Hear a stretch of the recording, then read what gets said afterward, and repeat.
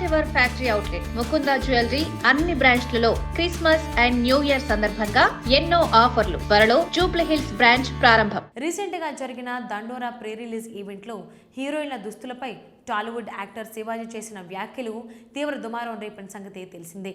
దీనిపై అనసూయ భరద్వాజ్ ఫైర్ అయ్యారు. ఈ క్రమంలోనే తాజాగా మరికొన్ని ట్వీట్స్ చేస్తూ షాకింగ్ కామెంట్స్ చేసింది అనసూయ. ఇతరులను కంట్రోల్ చేయడం అనేది బలంలా కనిపించే బలహీనత, రెస్పెక్ట్ అనేదే రియల్ పవర్ అంటూ ఆమె పెట్టిన పోస్టులు ప్రస్తుతం వైరల్ అవుతున్నాయి.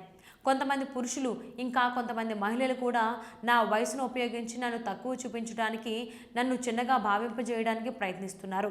ఈ విధమైన ఆలోచన కలిగిన వారు ఎక్కువగా ప్రగతిశీల మహిళలను లక్ష్యంగా చేసుకుంటారు. ఇదే మహిళలపై నియంత్రణ కోల్పోతున్నామన్న భయం వల్ల, అలాగే బలహీనమైన పితృస్వామ్య అహంకారాన్ని పోషించుకోవాలనే ఉద్దేశంతో జరుగుతుంది. ఇది అందరి పురుషుల గురించి లేదా అందరి మహిళల గురించి కాదు, కానీ నేను పురుషులు మహిళలు అందరికీ విన్నపం చేస్తున్నాను. దయచేసి విస్తృతంగా ఆలోచించండి. పాత తరాలు నేర్చుకున్నవి లేదా అలవాటు పడ్డ ఆలోచనలు మనం తప్పనిసరిగా ముందుకు తీసుకెళ్లాల్సిన అవసరం లేదు. మనం మార్పును ఎంచుకోవచ్చు. మన గౌరవాన్ని, మన స్వేచ్ఛను కాపాడుకోవచ్చు. ఒకరికొకరం శక్తినివ్వాలి, మద్దతుగా నిలవాలి.